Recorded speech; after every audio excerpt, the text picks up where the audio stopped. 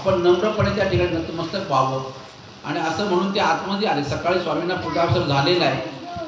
पूजावसर झालेला असताना त्यांना वाटलं, त्या जुने मठ मंदिरं अंधारात असतात, आतमध्ये अंधार कोठडीसारखं असतं. त्यांनी विचार केला की बाईसाने थोडी वात पुढं केली तर बरं होईल. स्वामी त्या ओट्यावर बसलेले आहेत, पूर्ण श्रीमूर्ती मला चांगल्या प्रकारे दिसेल असा मनामध्ये उल्लेख केला आणि उल्लेख केल्याबरोबर स्वामींच्या श्रीमूर्तीतून असा लख करून असा भव्य असा प्रकाश पडला. प्रकाश पडल्यानंतर देव म्हणतात, बटिका हे काही अन्य प्रकाश म्हणजे आम्ही काही अन्य दुसऱ्या इतर प्रकाशाने प्रकाशित होऊ का? हे स्वयंप्रकाश.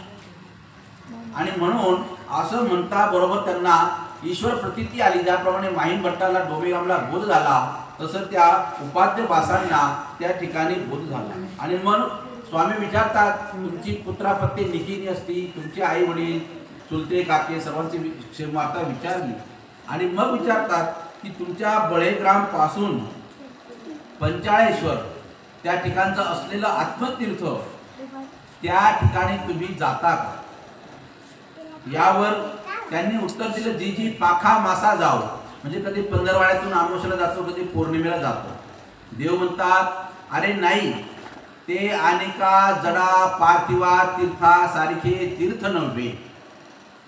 म्हणजे काय? अनेका म्हणजे इतर कुणीतरी आणून ठेवलं, कुणीतरी जर प्रतिमा तयार केली, ती वेदमंत्रोच्चाराने स्थापन केली, तसं ते तीर्थ नाहीये. अनेका जडा पार्थिवा तीर्थासारखी तीर्थ नव्हे, ती साक्षात श्री दत्तात्रेय प्रभूंची प्रतिष्ठा.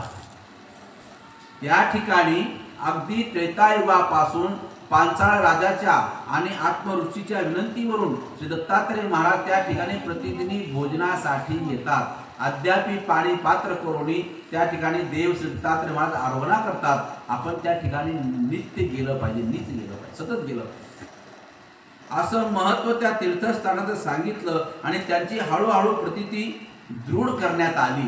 म्हणजे आपण तीर्थस्थानाला जावं हा विधी स्वामींनी तेव्हाच त्या उपाध्यवासांना चांगदेव भट्टांना सांगितलं. मग आजही आपण काय करतो की पाखा मासा म्हणजे पौर्णिमेला अमावस्येला सुट्टीण्याला जातो, आडगावला जातो, पंचवटीत जातो, कनासीला जातो, जाळीच्या देवाला जातो, तीर्थस्थानं करतो. यात आपला हेतू काय असतो? कधी कधी आपण सापेक्ष हेतूने जातो, पण सापेक्ष हेतू तर असावाच, पण त्यातही निष्काम हेतू हा असावा की मला देव दिसला. जगात आपण सर्व काही कमवू शकतो, एखादं मंत्रीपदही आपण प्राप्त करून घेऊ शकतो, फार मोठी संपत्ती आपण प्राप्त करू शकतो, अनेक नाव लौकिकही आपण करू शकतो, परंतु देव प्राप्त करणं मात्र अवघड असतं. आणि म्हणून देव प्राप्त करण्यासाठी त्या देवाने जो विधी विहिला आहे त्या विधीच्या प्रमाणे आपण जर तो प्रयत्न केला तर आपल्याला देवही अनुकूल होतो आणि लौकिक संपत्ती तर मिळते. कारण देव काय म्हणतात, सकळ ही संपत्ती या असंपत्ती जीवाची परमेश्वर संपत्ती. आपण या संपूर्ण विश्वामध्ये जे काही कमवतो, जे काही नावलौकिक कमवतो, जितके काही मेडल आपण लावतो, जितके पारितोषिक आपण आपल्या घरामध्ये ठेवतो शोकेसमध्ये, ती सर्व असंपत्ती. आपण मेल्यानंतर ते सर्व तिथं विसरून जाणार आहोत. एखाद्या रस्त्याला नावही दिलं, एखाद्या धरणाला नावही दिलं, एखाद्या कॉलेजला आपण नावही टाकलं, एखाद्या संस्थेला आपण नावही दिलं, लोकनेते म्हणून अमुक अमुक नावही टाकलं, नंतर काळांतराने कोणीही आठवत नाही. परंतु परमेश्वराची जी संपत्ती आहे म्हणजे आध्यात्मिक आनंद जो आहे, या देवता चक्राच्या मायावी चक्रामध्ये बसून अनेक जे आपण अनिष्ट कर्म जोडले, अनेकांचे चैतन्य पुरवले, जे काही पाप आपण जोडून घेतले, त्या पापांचा नाश करण्यासाठी एकमेव साधन असेल तर ती परमेश्वराची भक्ती. ज्ञान म्हणून श्रीमद भगवद्गीतेत भगवंतांनी म्हटलेलं आहे, ज्ञानानी सर्व कर्माणी भस्मसात कुरुते तथा नहि ज्ञानेन सदृशम पवित्र मिह विद्यते. या भूतलावर आपण हा जो मानववेश धारण केलेला आहे, हे मनुष्य देह आपल्याला मिळालेला आहे, हे खूप मोठ्या सत्कर्माचं फळ आहे. मग असा तुम्ही प्रश्न कराल की बाबा हे कशाचं सत्कर्माचं फळ, कशावरून? एक साधारण उदाहरण सांगतो तुम्हाला की आज आपल्या देशामध्ये असलेली संख्या किती, आपल्या गावामध्ये, आपल्या राष्ट्रामध्ये, आपल्या देशामध्ये कुठल्या तरी कॅल्क्युलेटरमध्ये ती संख्या आपल्याला सीमित करता येते, कॅल्क्युलेट करता येते. मग इतर देशामध्ये काय संख्या असेल तेही आपल्याला सांगता येईल आणि संपूर्ण जगामध्ये किती संख्या असेल तेही आपल्याला सांगता येईल. म्हणजे थोडक्यात सांगायचं भावार्थ की या मनुष्य शरीरामध्ये किती जीव आहेत, किती माणसं आहेत या विश्वामध्ये, याची संख्या आपल्याला कुठल्या तरी कॅल्क्युलेशनने करता येईल. परंतु नुसत्या एका अरबी समुद्रामध्ये किती जलचर आहेत, कुठल्याही सायंटिस्टला, कुठल्याही गणितीला, एखाद्या पाणिनीला जरी विचारलं, ज्याने गणितशास्त्र निर्माण केलं, त्या पाणिनीला जरी विचारलं की बाबा अरबी समुद्रात जलचर किती आहेत, तो सांगू शकणार नाही. मग साध्या जलचरांची संख्या सांगता येणार नाही, या संपूर्ण भूतलावर असलेल्या जीवमात्रांची संख्या, झाडा झुडपामध्ये, किड्या माकड्यामध्ये, मुंग्यांमध्ये, प्राण्यांमध्ये किती जीव आहेत ही संख्या सांगता येते का? नाही सांगू शकत. कोणत्याही कॅल्क्युलेटरमध्ये ही संख्या आपल्याला नोंदवता येणार नाही. याचाच अर्थ जगामध्ये पापाची निर्मिती जास्त होते आणि पुण्याची निर्मिती अत्यल्प होते. आलं का लक्षात? आणि म्हणून आपण एक निश्चित हे करायचं की आपल्या जीवनामध्ये जे काही 60-70 वर्ष आपण जगत असू, त्यात आपण पुण्यकर्म किती केलं आणि पापकर्म किती केलं याचा जर आपण एक हिशोब काढला तर आपण जास्तीत जास्त आपल्याकडनं पापच. मग या पापांचा नाश कशाने होणार? तुम्ही म्हणाल की काय नाही, आपण काहीतरी उपदेश घेतलेला आहे, दान धर्म केलेला आहे, हजारो यज्ञ केलेले, लाखो लोकांना जीव घातलेले, आपण पापातून मुक्त होऊ. नाही, कदापि शक्य नाही.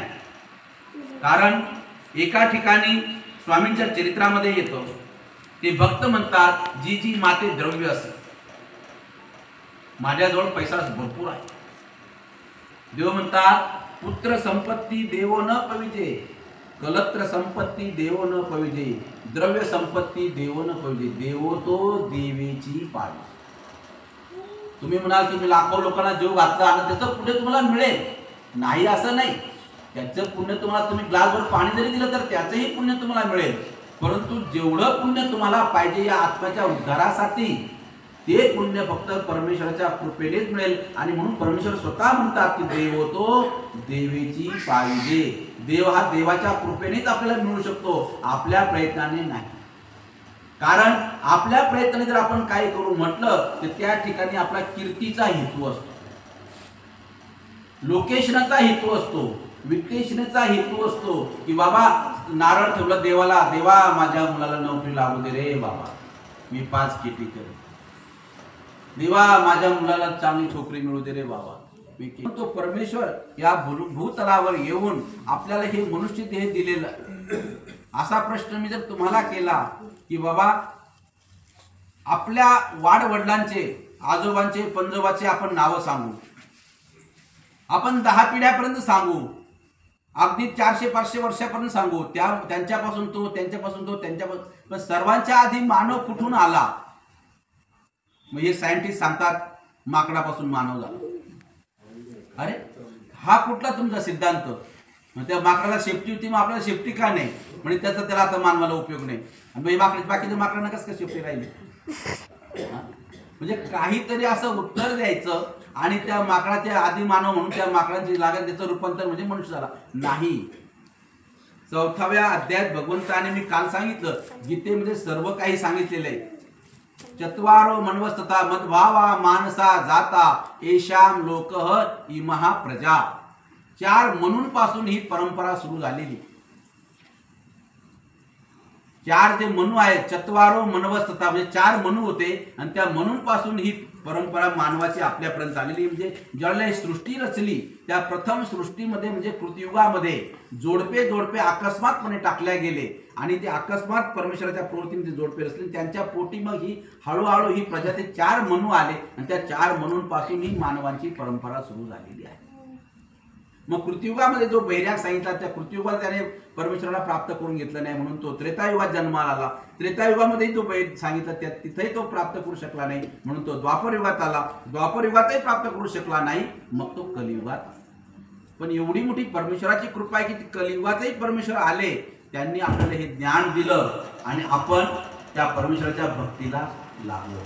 सांगण्याचा भावार्थ असा की मनुष्य ते हे सीमित आहे, पुण्यकर्माचं फळ आहे आणि तेही भगवंताने आपल्याला त्यावेळेला द्वापरयुगामध्ये 10,000 वर्षाचं आयुष्य होतं, कृतयुगामध्ये लक्षभरी आयुष्य होतं, त्रेती 10 सहस्र होतं, द्वापारी 1000 वर्षाचं आयुष्य होतं, कलियुगी शत होतं. म्हणजे कलियुगामध्ये 100 वर्षाचं आयुष्य, तरी मनुष्य 100 वर्ष जगत नाही, फार क्वचित एखादा भाग्यशाली जगतो. आपण 60-70 वर्ष जगतो, त्या 60-70 वर्षामध्ये आपण अर्धे वर्ष झोपेत घालवतो, 35-40 वर्ष झोपेत घालतो, 80 वर्ष जगला तर 40 वर्ष झोपेलाच असतो, 24 तासाचा हिशेब काढला तर.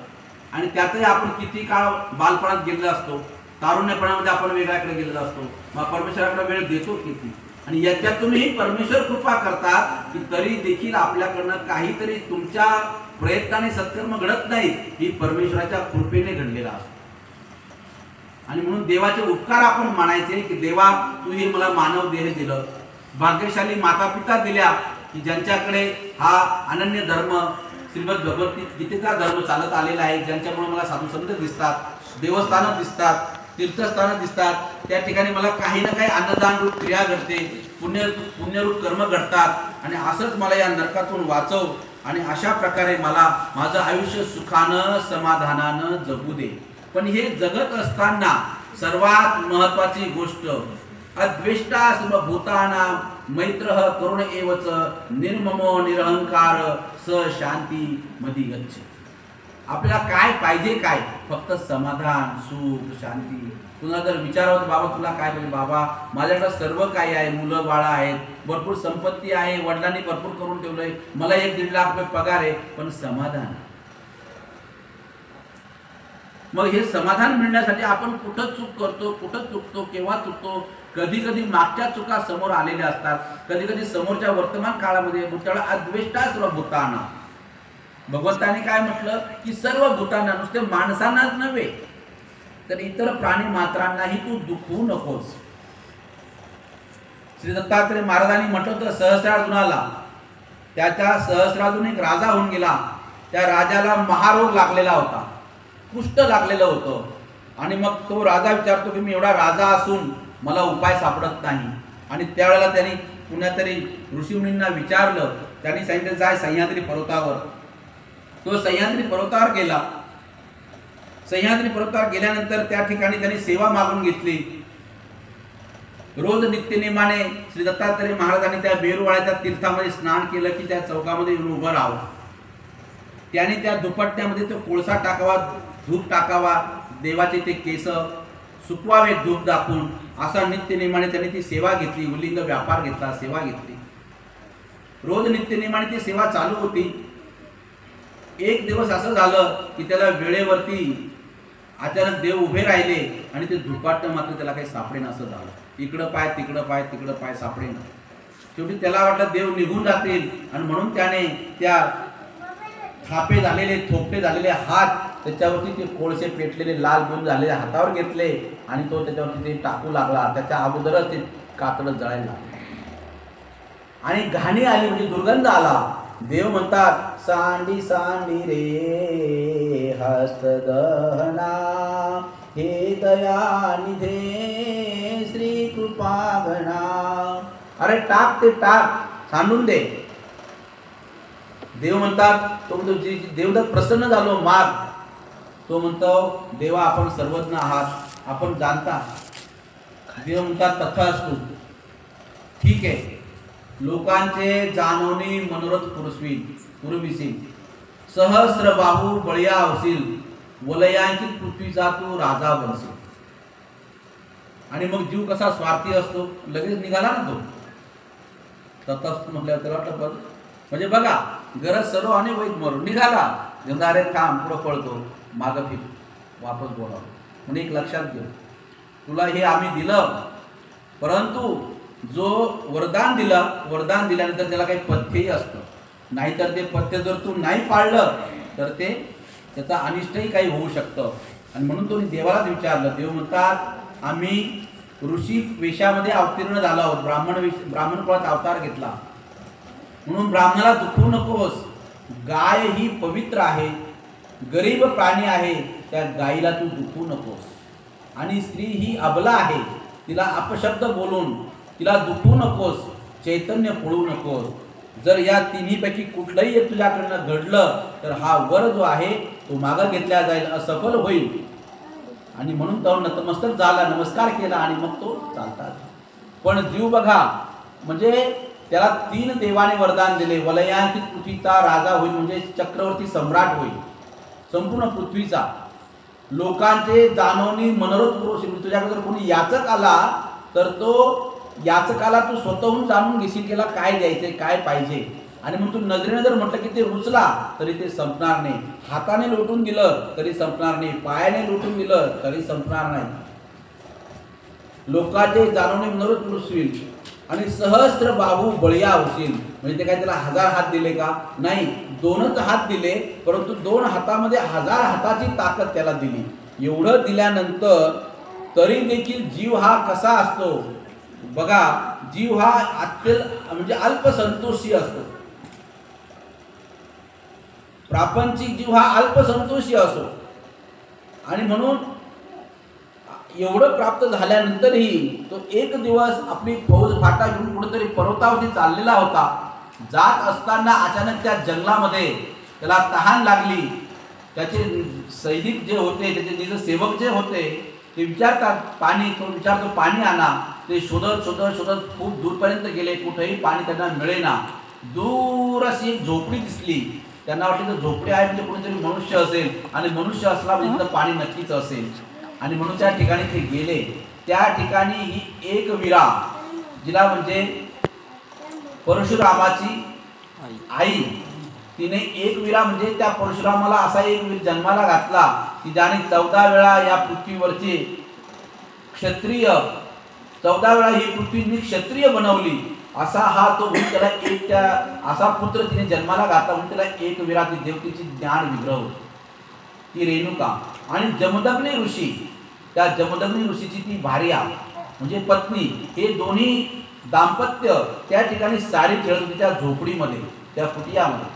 आणि मग हे राजाचे 2 सेवक त्या ठिकाणी गेले, त्यांना नमस्कार केला आणि पाणी मागितले.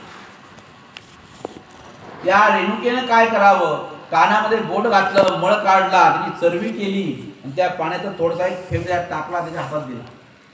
तो हसला, काय बावळट बाई आहे, मी पाणी मागितलं तिने काय दिलं. तो दूर गेला आणि ते हातातलं मळ तिने साफ करून टाकला. ते ज्या ठिकाणी तो पडला त्या ठिकाणी फार मोठा एक सरोवर तयार झाला, तालाब तयार झाला. त्या तालाबमधून त्याने ती कळशी भरली, राजाला येऊन त्याने दिलं. राजाने तोंड धुतलं, फ्रेश झाला, पाणी प्याला. आणि सर्व झाल्यानंतर त्याने विचारलं हे पाणी एवढं अमृतासारखं तुम्ही आणलं, हे कुठून आणलं, कोणत्या तळ्याचं. आजही आपण बघतो ना, पाणी पिलं का पहिले विचारतो हे ॲक्वा कुठलं, याने कुठून पाणी भरतो, कोणतं तुमच्याकडे बोर आहे का, विहिरीचं पाणी आहे का, ग्रामपंचायतचं येतं का, वॉटर सप्लायचं येतं का, चव बदललेली आहे, किती चौकशा करतो आपण, नाही का. तो तर राजा होता. मग त्याने विचारलं. विचारल्यानंतर त्या सेवकाने जी घटना घडली ती सर्व सांगितली. मग राजा विचार करायला लागला, तर असं सामर्थ्य कशामुळं असेल बरं, चला आपण तिथे जाऊ. तिथं गेला, ठराविक सेवक सोबत घेऊन गेला. गेल्यानंतर राजा त्या ठिकाणी बसला, विचारपूस केली आणि सांगितलं की आम्हाला तुमच्याजवळ जर एवढं सामर्थ्य आहे तर माझ्या पूर्ण सैनिकांना, माझ्या सर्व परिवाराला भूक लागलेली आहे, जेवण मिळेल का. आता आपली संस्कृती आहे की कोणी भुकेला आला तर अतिथी देव भव म्हणून आपण त्याला यथेच्छपणे आपल्याकडे असलेलं त्याला जेवण देतो. आणि तिने सांगितलं की जा, काय हरकत नाही, त्या तलावावरती तुम्ही आंघोळी वगैरे करा आणि जेवण. ते गेले, तो तलाव भरलेलाच होता पाण्याने, सर्वांनी आंघोळी केल्या. आणि एवढं मिष्टान्न बनवलं, शरस पक्वानाचं जेवण दिलं, एवढ्या हजारो सर्व फौज फाटा होता, सर्व यथेच्छपणे तृप्तपणे जेवला. राजाला वाटलं की मी चक्रवर्ती सम्राट आहे, एवढं पवित्र, एवढं अमृतासारखं अन्न माझ्याही सत्तेमध्ये नाहीये, राजामध्ये नाहीये, एवढे पदार्थ या झोपडीतून आले कसे. त्याने प्रश्न केला, उत्तर यथार्थ द्यावं लागलं. रानत्या रेणुकेने सांगितलं की ही जी गाय आहे ही कामधेनू आहे, त्यांच्या सेवेला ती देवतेनं गाय पण दिलेली, ती कामधेनू होती. या कामधेनूपासून सर्व पदार्थ, कामधेनू अन्न जाती दे, कल्पतरू द्रव्य जाती दे, आणि ती कामधेनू अन्न जाती, जेवढे अन्न पाहिजे जशा प्रकारचं पाहिजे सर्व मिळतं. स्वार्थ हा कुणाला सुटला आहे आजकाल मला सांगा. साधू संतांनाही स्वार्थ सुटलेला नाहीये, मी स्वतः स्पष्ट बोलतो. स्वार्थ कुणाला नाहीये, सर्वांना स्वार्थ आहे. एक देव जर सोडला, देवच हा निस्वार्थ असतो, सर्वांना हा स्वार्थ असतो. आणि म्हणून तो राजा म्हणतो की ही अन्न या गायीमुळे आहे का, म्हणे हो. मग ही गाय आम्हाला द्या.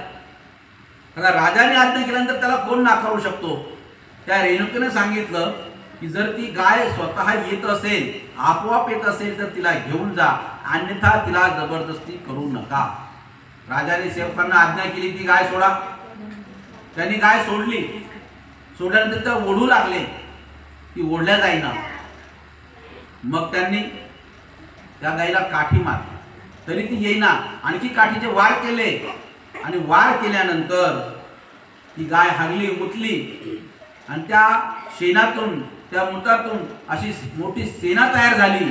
आणि सेना तयार झाल्यानंतर त्या सेनेचं आणि राजाच्या सेनेचं तुंबळ युद्ध झालं. एवढं जबरदस्त युद्ध झालं आणि त्या गायीच्या पासून झालेल्या सेनेनं राजाची पूर्ण सेना संपवून टाकली. फक्त राजा शिल्लक नाही. आणि मग तो राजा म्हणतो की एवढा मोठा उपद्रव झाला या गायीमुळं, आणि म्हणून त्याने शस्त्र काढलं त्या गायीवरती वार करणार. तितक्यात तो जमदग्नी ऋषीमध्ये आड आला. त्या ऋषीवरही वार झाला. ती रेणुका मध्ये पडली, त्या रेणुकेवरही वार झाला. आणि मग गौ हत्या, ब्रह्महत्या, स्त्री हत्या, तिन्ही हत्या त्या स्वार्थामुळं त्या राजाला घडल्या. आजही ती जागा, आपण कधी रुद्रपूरला गेलेला असाल, दाभेरी नावाचं गाव आहे. दाभेरी गावाच्या पूर्व दिशेला तो तलाव आजही आहे. त्या ठिकाणी शासनाने खूप मोठं बोर्ड लावलेले, त्याच्यावर त्यांनी ते तळही आज त्या ठिकाणी आहे. आणि त्या जमदग्नीचा ऋषीचा जो आश्रम होता, त्या आश्रमाचे शिवलिंग होतं, ते आजही त्या ठिकाणी श्री गुरु बाबांनी 850 वर्षापूर्वी अवतार घेतल्यानंतर क्रीडा केली. ते शिवलिंग ही नमस्कारी आहे. आम्ही लोक त्या ठिकाणी नमस्कार करतो. तर जमदग्नी ऋषीचा त्या ठिकाणी तो आश्रम होता.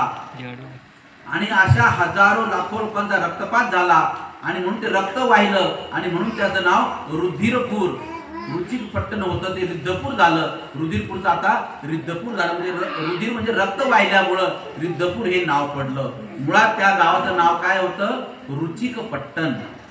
म्हणजे रुचिक ऋषी म्हणजे जमदग्नीचा ऋषी हा रुचिक ऋषी, आणि रुचिक ऋषीचा पिता तो च्यवन ऋषी. तर आपण जे आज च्यवनप्राश खातो ना हिवाळ्यामध्ये, च्यवनप्राश, चांगली ताकद आली पाहिजे, ती च्यवनप्राश त्या च्यवन ऋषीने बनवलेला. कारण त्या पर्वतावरती आवळ्यांची झाडं आजही भरपूर आहे आणि त्या आवळ्यापासून त्या च्यवन ऋषीने तो च्यवनप्राश तयार केलेला आहे. आणि म्हणून त्याला च्यवनप्राश हे आजही म्हणतो आपण. त्या च्यवन ऋषीचा रुचिक ऋषीचा जमदग्नी ऋषी, अशी ही ऋषी परंपरा त्या ठिकाणी होती. आणि म्हणून त्या गावाचं रुचिक पट्टण हे नाव होतं. संस्कृत भाषेमध्ये त्रेतायुगामध्ये रुचिक पट्टण म्हणत असत. आणि नंतरच्या काळामध्ये रिद्धपूर आणि श्रीगुरु बाबा त्या ठिकाणी 125 वर्ष अवतार घेतला, काठ सोडला आणि 125 वर्ष त्या ठिकाणी त्यांनी राज्य केलं. आणि म्हणून त्याला आमचे स्वामी परमेश्वरपूर असं या नावाने संबोधतात. आजही महाराष्ट्र शासनाने त्या विद्यमान काळामध्ये स्वामी उत्तरापंथी गेल्यानंतर माहीम भट्ट, कालच मी वाचली दुपारच्या वेळेला की त्या ठिकाणी त्या महादायसाने त्या श्री नागदेवाचार्यांना पाठीवर घालून त्या भानगडीच्या डोंगरातून त्या ठिकाणी घेऊन आल्या. आणि तुम्हा गोविंद गती नायका असं आमची देव आज्ञा करून गेले. आणि म्हणून स्वामींच्या काळात जेवढे भक्त मंडळी होती, ही सारी भक्त मंडळी श्री प्रभू बाबांकडं सेवेसाठी गेली, त्या ठिकाणी राहू लागली, नित्यनेमाने सेवा करू लागली. अशा प्रकारे कार्य चालत असताना आमच्या सर्वज्ञांनी त्या रिद्धपुराला परमेश्वरपूर या नावाने ओळखल्या जाऊ लागलं. म्हणून महाराष्ट्र शासनाने पहिला लीळाचरित्र ग्रंथ, मराठीचा गद्य ग्रंथ त्या ठिकाणी लिहिला गेला. आणि म्हणून महाराष्ट्र शासनाने आता त्या ठिकाणी मराठीचं विद्यापीठ व्हावं अशी तरतूद केलेली आहे. फार मोठा निधी त्या ठिकाणी दिलेला आहे. फार मोठ्या प्रमाणात त्या ठिकाणी विकास कामं होत आहे. आणि आपल्या महाराष्ट्रामध्ये त्याही काळी, आताही आणि पुढेही एक ऐतिहासिक फार मोठं ते तीर्थक्षेत्र राहील. मराठीचं फार मोठं त्या ठिकाणी आजही संग्रहालय आहे. अनेक ग्रंथ त्या ठिकाणी आपल्याला बघायला मिळतात. आणि साधारण ती म्हणजे पूर्व दिशेची असलेली मानव पंथाची पूर्व काशी म्हणून परमेश्वरपूर या नावाने ते ओळखल्या जातं. आणि तुमच्या सर्वांसाठी सांगतो की त्या ठिकाणी आणखी एक महत्त्वाचं स्थान आहे, कोल्हारी देवी. कोल्हारी देवीला ज्या मुलांचा विवाह होत नसेल किंवा ज्या मुलीला काही अडथळा असेल तर त्या ठिकाणी आपले उपदेशी लोक जातात. त्या ठिकाणी ते काय असतो विधी, तो विधी म्हणजे तिला हळद वगैरे वाहतात, चुडा वगैरे असतो, तयार सर्व ते पॅकेज मिळतं आणि त्या ठिकाणी जाऊन देवाला तिला विडा ठेवतात, नारळ वाहतात आणि ते तसं केलं की निश्चितपणे त्यांचा विवाह जुळून येतो, त्याचे काही अडथळे असतील ते दूर होतात. त्या कोल्हारी देवीलाही श्रीगुरु बाबाचा संबंध आहे, ती नमस्कारी आहे. तर अशा प्रकारे हे कार्य चालत असतं.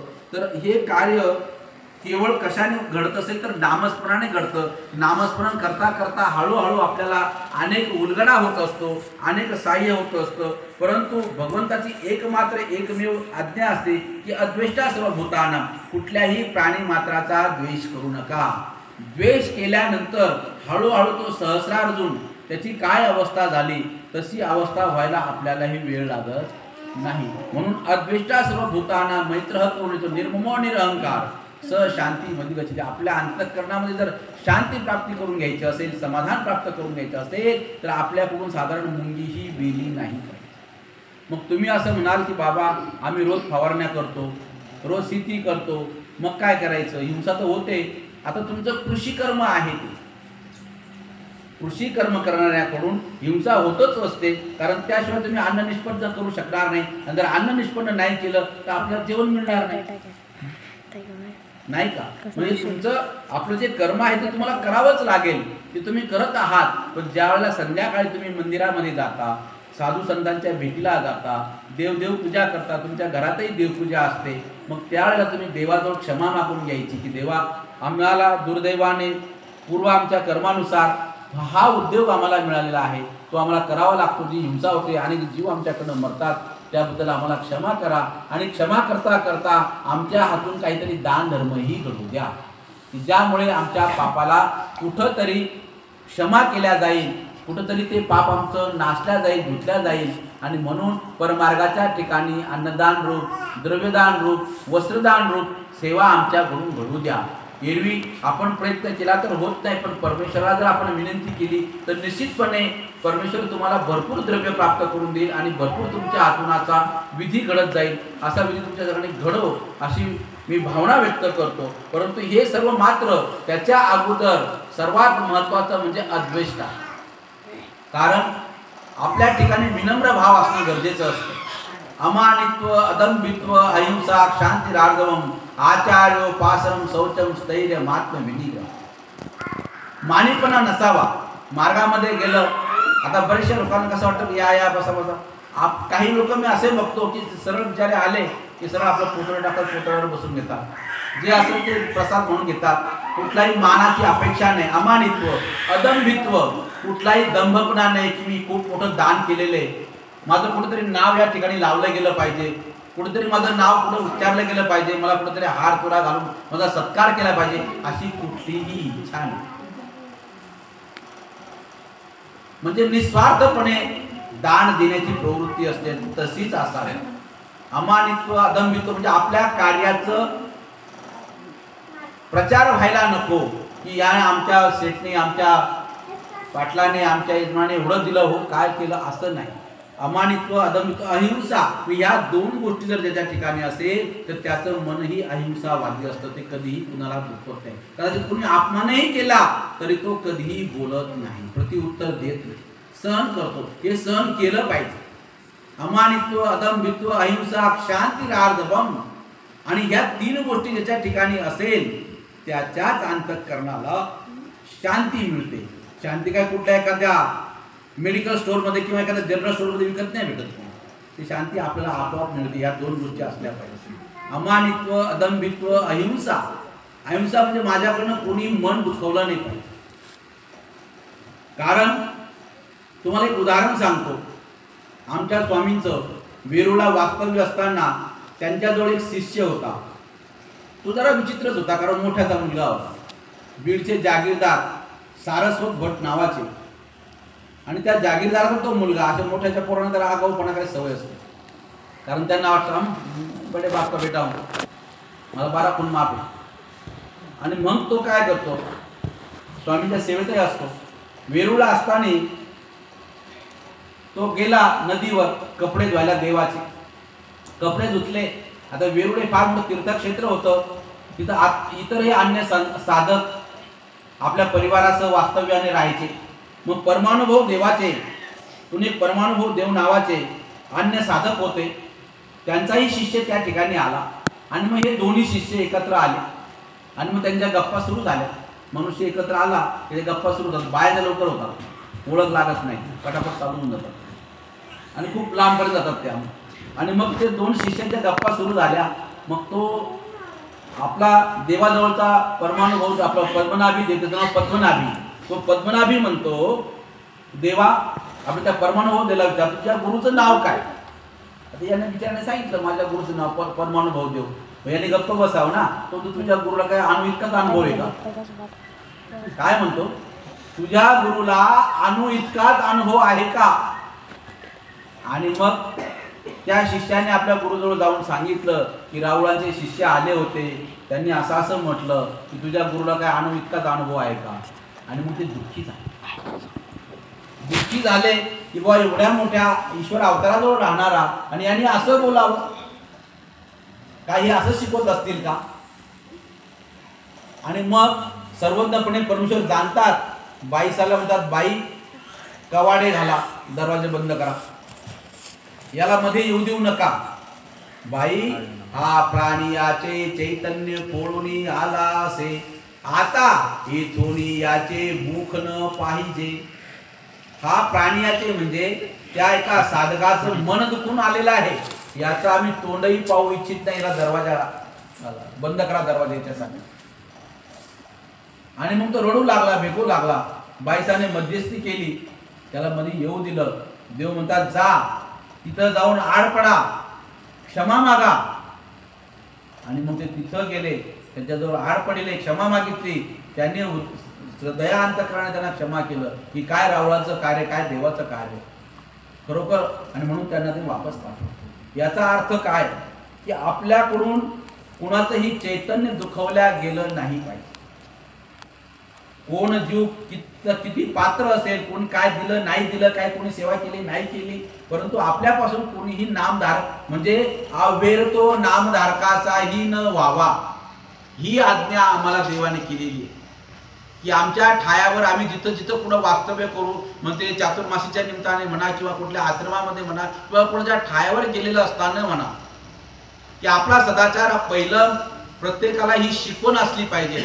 खूप मोठा अभ्यास करावा लागत नाही, खूप मोठ्या डिग्र्या घ्याव्या लागत नाही, पण तो सदाचार आपला कसा असावा लागतो हा वासनिकासाठी सुद्धा महत्त्वाचा प्रश्न आहे आणि साधकासाठीही सुद्धा महत्त्वाचा प्रश्न आहे. कारण वासनिका नामधारकापासून तो वासनिक अवस्थेत येतो, वासनिकापासून तो साधक अवस्थेत येतो, साधकापासून तो उच्च कोटीचा साधक तयार होतो आणि उच्च कोटीच्या साधकापासून तो परमेश्वरापर्यंत जातो. आपली खालचाच पाया जर कच्चा असेल तर ती बिल्डिंग ढसाळायला वेळ लागणार नाही. आपला पाया पक्का असला पाहिजे. आपला सदाचार हा कसा असला पाहिजे. आपण समाज कार्यामध्ये सामाजिक कार्य जरूर करा. म्हणून तुम्हाला एक उदाहरण सांगतो डॉक्टर बाबासाहेब आंबेडकरांचं. बाबासाहेब आंबेडकरांनी ज्या वेळेला बौद्ध धर्माची स्थापना केली आणि बौद्ध धर्माची स्थापना करत असताना संपूर्ण भारतभर त्यांनी प्रचार यंत्रणा राबवली आणि ते नागपूर भागामध्ये, भंडारा जिल्ह्यामध्ये, नागपूर जिल्ह्यामध्ये गेले. तिकडे हरिजन मंडळी बरीचशी मानवापंथी आहे, गावाची गावं आहेत. मी आमच्या बाबांसोबत अनेक वेळा तिकडे गेलो, अनेक कार्यक्रम झाले, डाकराम सुकळी वगैरे त्या भागामध्ये. मग बाबासाहेबांनी सांगितलं एका गावाला सभा घेतली. त्या गेस्ट हाऊसला ते काही ठराविक मंडळी आली, तिथून त्या गावात गेले. गावात गेल्यानंतर तिथली सर्व हरिजन मंडळी जमली. ती संपूर्ण गाव उपदेशी होतं, आपल्या उंबराळ्यासारखे बरेचसे घरं उपदेशाचे होते. बाबासाहेबांनी सांगितलं की दगडाचे देव काढून फेकून द्या, हा धर्म सोडा. ते लोक म्हणतात बाबासाहेब राजकारण जर असेल तर आम्ही तुमच्या पाठीशी 24 तास उभे राहू, पण धर्मकारण जर असेल तर तुम्ही या देवाला हात लावू शकणार नाही. कारण या देवापासून आम्हाला काय फायदा होतो, काय अनुभव येतो तो फक्त आम्हाला माहिती. कारण तो अनुभव आम्ही घेतलेला आहे. आणि म्हणून त्यांनी त्यांची जी एकनिष्ठपणा आपल्या धर्माविषयी होती, देवाविषयी होती, जे श्री दत्तात्रय महाराजांचे जे विशेष होते, जे पाषाण होते, त्यांना तुम्ही टच करू शकत नाही. सांगण्याचा भावार्थ असा की आपली एक निष्ठता, आपला सदाचार, धर्मकार्य जरूर करा. तुम्ही प्रापंचिक आहात. मी तर निश्चितपणे म्हणतो, मी नागपूरच्या एका सभेमध्ये बोललो होतो की अशी सत्ता असली पाहिजे. आम्ही आम्ही मतदान केलं नाही पाहिजे, आम्ही सत्तेमध्ये भाग घेतला नाही पाहिजे, आम्ही कोणत्या पक्षाचे असू नये, आमचा पक्ष असा तमका, आम्हाला तो आमचा अधिकार नाही. ज्या दिवशी आमची शेंडी कापली त्या दिवशी आमचं ते दानही संपलं. आम्ही देह आमचं ईश्वराला अर्पण केलं. परंतु तुम्ही प्रापंचिक आहात, तुम्ही सत्ता करता, सत्तेच्या पाठीशी राहावंच लागेल. कारण जर सत्ता असेल तर तुमचा धर्म टिकेल. परंतु ते करत असताना हेही पथ्य तुम्ही पाळलं पाहिजे. आणि ज्यावेळेला आपण त्या धर्मक्षेत्रामध्ये येतो त्यावेळेला ते कर्मक्षेत्र आपण विसरून आलं पाहिजे. कारण धर्मक्षेत्र वेगळं असतं आणि कर्मक्षेत्र हे वेगळं असतं. हे ब्रीद वाक्य आपल्या अंतःकरणात आपण कोरलं पाहिजे. याच्यामुळे आपल्याच गावात नाही, अनेक गावांमध्ये आम्हाला हा अनुभव येतो की बाबा आमच्या गावामध्ये 2 पार्ट्या आहेत, बाबा आमच्या गावात 3 पार्ट्या. अरे बाबा, तुमच्या पार्ट्या तुमच्या घरी ठेवा, आम्हाला काही पार्ट्या करायच्या नाही. आम्हाला देवदेव करायचं आहे. तुम्ही सारे एकत्र या. आपण एका ईश्वराचे लेकरं. आपण म्हणतोच ना, शाळेमध्ये पोरांना काय शिकवतो? आम्ही ईश्वराचे लेकरं, प्रेम करारे परस्पर, आम्ही ईश्वराचे लेकरं, नाही का? आपण देवाजवळ देवाचं धर्म कार्यात येत असताना आपल्या अंतःकरणाचा द्वेष नसावा, एकमेकाचा द्वेष नसावा. आपण आमच्या परमेश्वरासाठी एकत्र येत आहोत असा भाव आपल्या अंतःकरणामध्ये. आणि म्हणून ते म्हणतात अद्वेष्टा सर्वभूताना मैत्र करुणेवच निर्ममो निरंकार असं शांती. कारण सुखासाठी तर आपण सर्व करत असतो. आणि म्हणून हे नामस्मरणाच्या माध्यमातून हा सदाचार, अमानित्व, अदंभित्व, अहिंसा, शांतिरार्जवम, आचार्योपासनम शौचम. पुढचं लक्षण आहे 16व्या अध्यायात हा श्लोक सांगितलेला आहे. अमानित्व, अदंभित्व, अहिंसा, कुणाचं मन दुखू नये. आचार्योपासनम म्हणजे काय? आपले जे गुरुजन होऊन गेलेले आहेत त्यांनाही आपण विसरू नये. जसे आपल्या वाडवडिलांचे आपण फोटो घरात लावतो, त्यांची आठवण करतो, तसं आपल्या गुरुजांनी आपला जो सन्मार्ग दाखवलेला आहे त्या आचार्यांची ही उपासना म्हणजे काय? त्यांची आठवण, त्यांची कृतज्ञतापूर्वक उपकार, त्यांची आठवण. त्यांनी आम्हाला हा मार्ग दाखवला. अशा आपल्या गावामध्ये आता आमचे आजोबा या ठिकाणी येऊन गेले. या गावात जे मंदिर आहे, देवपूजा आलेली त्या ठिकाणी, त्या आजोबांच्या प्रेरणेने, त्यांच्या मार्गदर्शनाने, मला वाटतं काय त्यांचं नाव, सुरेश भाऊ, त्यांचे वडील होते, ते बाबांसोबत राहिलेले होते. त्यांचा ज्या ठिकाणी बडनेरा ते नवसारीला ते ऋषिराज बाबा पंजाबी, त्यांचा जन्म पाकिस्तानमध्ये लाहोर जिल्ह्यात झालेला होता. लहानपणी ते बालसन्यासी आपल्या गावात आलेले, बऱ्याच चातुर्मास त्यांनी या परिसरात केलेल्या, या गावात केलेला. म्हणजे ही परंपरा तुम्हालाही आणि तुमच्या पाल्यांना, तुमच्या मुलांनाही माहिती पाहिजे. याला म्हणतात आचार्योपासनम. की अशा काळापासून आमच्या गावात हा धर्म चालू आहे, ही परंपरा चालू आहे. आणि म्हणून आचार्योपासनम शौचम स्थैर्य मात्म विनिग्रह अमानित्व अदंभित्व अहिंसा शांतिरार्जवम. आचार्योपासना म्हणजे आचार्यांची, गुरुजनांची उपासना. कारण त्यांचेही उपकार विसरता कामा नये. जर का त्यांचे आपण उपकार विसरले, तुमच्या वाडवडिलांनी जर कमवून दिलं शेतीवाडी घरदार, तुम्ही विसरता का? नाही ना. ही वडिलांची पुण्याई असं आपण ट्रॅक्टरवर मागं लिहितो, गाडीवर लिहितो, घरावर लिहितो. आई वडिलांची पुण्याई. पण त्या आई वडिलांना कोणी धर्म दाखवला? त्यांना तुम्ही विसरून गेले. त्यांचीही आठवण ठेवा, हेही तितकंच महत्त्वाचं आहे. कारण त्यांची आठवण ठेवाल तर आई वडिलांची आठवण राहील, आणि आई वडिलांची आणि गुरूंची आठवण ठेवाल तर देवाची पण आठवण राहील. आणि म्हणून आचार्योपासनम शौचम स्थैर्य मात्म विनिग्रह ही लक्षणं अत्यंत महत्त्वाची आहेत. आणि हे करत असताना आपण जे नामस्मरण करतो, निष्कामपणे करतो, तर हळूहळू त्यातही आपण ते साह्यभूत होतं. अशा प्रकारे तरी नामस्मरण ते केवी ना मांगरोळी ये चांगदेव भटाच्या लिळेचे न्याय. मग जसं मी तुम्हाला तुमच्या मुलांना हे संस्कार घडतात, आता ह्या मुलांना हे संस्कार जर घडले तर हीच मुलं कदाचित पुन्हा एका जन्मामध्ये साक्षात परमेश्वर अवतारापर्यंत जातील. आणि त्या ठिकाणी त्या चांगदेव भट्टासारखी सेवा करतील. आणि त्याने जसा खोपा केला होता, हा राहुळाचा खोपा, हा श्रीकृष्ण महाराजांचा खोपा, असे ते बाळकं खेळतील. आणि साक्षात परमेश्वर त्यांना आपल्या जवळ ठेवतील. हे परिवर्तन इथूनच त्यांना शिकायला मिळेल. आणि म्हणून चांगदेव भट्टाच्या लीळाची न्याय ना त्याची केवी ना भिंगुरटी केली दृष्टांते. भिंगुरटी काय असते? भिंगुरटी एक किडा असतो. भिंगुरटी एक किडा असतो. तुमच्या घरामध्ये सपरामध्ये बांबूचं सप्पर असेल, तिथं ती भिंगुरटी गुंग गुंग गुंग गुंग आवाज करतं. ती भिंगुरटी काय करते? एक आळी पकडते, त्या आळीला पकडून त्या मातीचं घर करते, त्या मातीच्या घरामध्ये त्या आळीला मध्ये टाकते आणि वरून परत ओली माती आम्हाला लिपून टाकते. ती आळी मधीच असते, त्याला बारीक असं छिद्र असतं. ती बिंगुरटी हळूहळू तिला असं वाटतं की ती बिंगुरटी येईल आणि त्या आळीला वाटतं मला परत काटा टोचेल, मला परत काटा टोचेल, असं ती चिंतन करत असते, चिंतन करते, चिंतन. हे कर्मफळ आहे, वास्तविक आहे, अशी घडलेली म्हणजे आहे वस्तुस्थिती. ज्या ते देवाने सांगितलं त्या ते खोटं नाहीये. आणि म्हणून हळूहळू काही दिवसानंतर त्या घराला जर फोडलं तर आतली आळी जिवंत निघते. आणि नुसती जिवंत निघत नाही तर तिलाही पख फुटलेले असतात. बघा तुम्ही, असेही कर्मफळ आहेत, तिलाही पख फुटलेले असतात. म्हणून बिंगुरटीची दृष्टांत. मग हा दृष्टांत का बरं दिला असेल? मी त्या दिवशी सांगितलं होतं की जशा लीळा या नामाचे 10 ठायमध्ये लीळांचे उदाहरण दिले तसे दृष्टांत पण सांगितले. मग हा दृष्टांत काय सांगितला की हा केवळ स्मरणावर सांगितला, कारण चिंतनावर सांगितला, स्मरण आणि चिंतन. मग ती आळी जशी चिंतन करत करत करत करत करत करत घाबरत घाबरत तिलाही पख फुटतात आणि ते घर फोडून ती एक दिवस निघून जाते. तसं आपणही या मनुष्य देहामध्ये आलो आणि मी म्हटलं की मानवाचा स्थायी भाव हा चिंतन आहे. प्रत्येक गोष्टीविषयी आपण चिंतन करतो, उद्या माझं कसं होईल, आता ते हे दिवस तर गेले चांगले, पण पुढचं माझं भविष्य कसं होईल, माझ्या पत्नीला कसं बरं वाटेल, माझ्या मुलांना कसं बरं वाटेल, मी आई वडिलांची सेवा कशी करू शकू, समाजामध्ये माझी मान प्रतिष्ठा कशी राहील,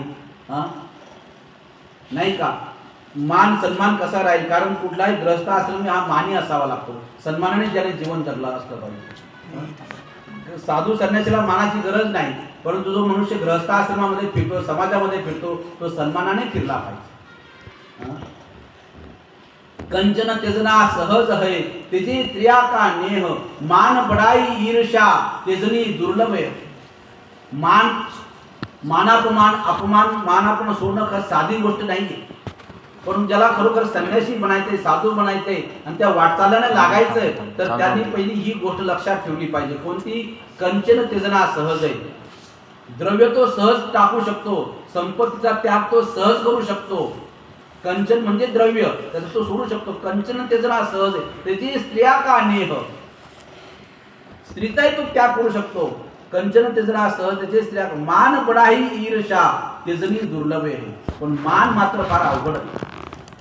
आणि म्हणून आमच्या स्वामींनी सुद्धा सांगितलं, एवढं मोठं आचार प्रकरण सांगितल्यानंतरही शेवटी ते म्हणतात की आपण कसं असलं पाहिजे की मानापमानी समानता असली पाहिजे. मान सोडणं म्हणून औसाला म्हणतात अहंतेचे मूळ सत्कर्तंगी उपडावे नायका, एरवी अंकुर निगती मग शांतीचे रोप लावावे.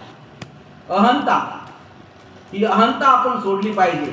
जर आपण जोपर्यंत अहंता सोडणार नाही, मान सोडणार नाही, तर तुम्ही त्या परमेश्वरापर्यंत जाऊ शकत नाही.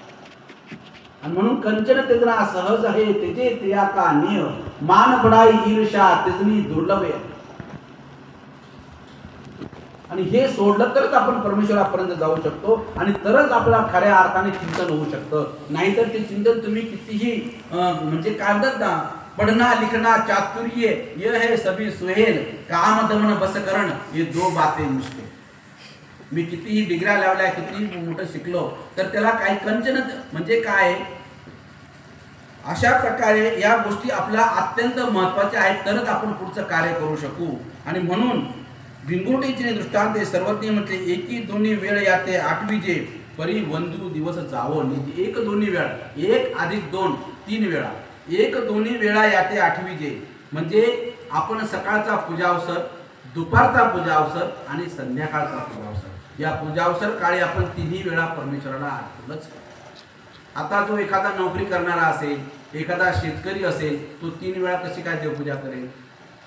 मग त्याने काय करायचं? त्याने निदान पक्षी सकाळी उठल्यानंतर तो करतो देवपूजा, आठवण करतो, स्मरण करतो, 5 माळा त्याने स्मरण केल्याच पाहिजे. संध्याकाळी आल्यानंतर करतो. पण दुपारच्या वेळेला जर त्याला करणं शक्य असेल, दुपारच्या वेळेला जर तो कुठं बसला असेल तर तिथंही त्याने परमेश्वराची आठवण करत, जेवताना का होईना पण परमेश्वराची आठवण करत करत त्याने जेवावं. तेवढी तरी आठवण त्याला देवाच्या विष्णू देऊ नये. आणि म्हणून परी वंद्य दिवस जावं म्हणजे तो दिवस असा वांज दिवस गेला नाही पाहिजे. म्हणून नामस्मरण, म्हणून आपण 3 वेळा तरी निदान 2 वेळा तरी देवाची आठवण करावी. तरी नाम सकळ निरोध परिहारी, ते केवी नाम सकळ निरोध परिहारी, म्हणजे आपण नामस्मरण करत असताना जे जे काही अडथळे आपल्याला निर्माण होतात, नामस्मरण करताना कोणता अडथळा निर्माण होतो की नामस्मरण करता करता आपल्याला झोप येते, नामस्मरण करता करता आपल्या मनामध्ये इतर विचार येतात, नामस्मरण करता करता आपण नाम सोडून देतो आणि दुसऱ्याच गप्पा गोष्टी करायला लागून जातो. मग याला ते नामस्मरण होत नाही. आपल्याला 10 गाठ्या करायच्या नाहीये, 5च गाठ्या करायच्या, तर त्याही एकाग्रपूर्वक केल्या पाहिजे. काल परवा मी सांगितलं होतं की असावे असे तोंडावरी फाळुके घालवणे, आपलं मन एकाग्र करण्यासाठी सकळ निरोध परिहारी, म्हणजे आपण जर परमेश्वराला प्रार्थना केली तर जे काही पूर्वजन्मीचे अडथळे असतील तेही परमेश्वर निरोध परिहारी म्हणजे दूर करतात, आपले अडथळे दूर करतात. ते कशावरून? ते केवी ना रिद्धपूर मार्गी दायंबा मौन्य विहिले ती लिळेचे न्याय. मौन्य विहिलं, मी तुम्हाला सांगितलं ना, मौन किती महत्वाचं असतं. मौनम सर्वत्र साधनम. मौन असणं खूप महत्वाचं आहे आणि म्हणून देवाने स्वतः तो विधी दिला. तेच कशावरून? ना रिद्धपूर मार्गी, ज्यावेळेला स्वामींनी परमेश्वरपुराचं वर्णन चालू करत होते, श्रीप्रभू बाबांच्या लीळा सांगत होते, श्रीप्रभू बाबांचं महत्व सांगत होते. रिद्धपूर जाता परमेश्वरपुरा जाता कांदा वारी जाईल, परमेश्वरपुरा जाता पाऊल पाऊला घुमटे. जो परमेश्वरपुराला म्हणजे रिद्धपूर जाण्याचा प्रयत्न करेल, इच्छा व्यक्त करेल, प्रयत्न करेल, तर त्याला पावला पावलावरती परमेश्वर सहाय्य करतात. आणि म्हणून देवाने रिद्धपूरला जाण्यासाठी त्या दायंबाने देवाला विचारलं, त्यावेळेला देवाने त्यांना विधी विला का मौन्य विले, म्हणजे आपण मौन्य राहून जावं, घरची कुठली आठवण करू नये, ते पूर्ण परमेश्वरावर सोपून द्यावं. देव त्या ठिकाणी सहाय्य करतील. ती लिळेची त्याचीच केवी. तेच कशावरून? आणि सर्वज्ञ म्हणते परिच्छेदी प्रवर्तल्या पुरुषाचे सकळही निरोध नेनो कोणची निपुणी केली. परिच्छेदी प्रवर्तल्या म्हणजे जसं एखादा मनुष्य एखादा पदार्थ सोडतो, फळ सोडतो, हे सोडतो, ते सोडतो, कुणी गोड पदार्थ सोडतं, कुणी फळ खाण्याचं सोडतं, आणि मग त्यामुळे ते होणारे मानसिक त्रास असतील ते परमेश्वर त्याला सहाय्य करतात. अशा प्रकारे परमेश्वर त्याला सहाय्य करतात, नाही का? आणि म्हणून माहीम भट्टाचा त्याग हा महत्वाचा आहे. माहीम भट्ट 60 पत्र शाखा. किती वाजले मला माहिती नाही, तुम्ही टाइम